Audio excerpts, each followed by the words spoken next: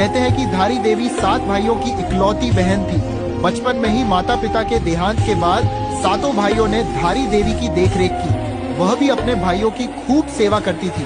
तभी भाइयों को पता चला कि उनकी बहन के ग्रह भाइयों के खराब हैं, तो वो बहन से नफरत करने लगे। जब वह कन्या 13 साल की थी तो उसके 5 भाइयों की मृत्यु हो गई।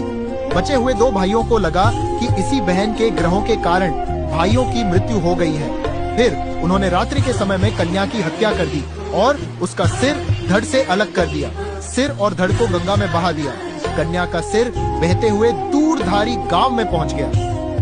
प्रातःकाल में नदी किनारे एक व्यक्ति कपड़े धो रहा था।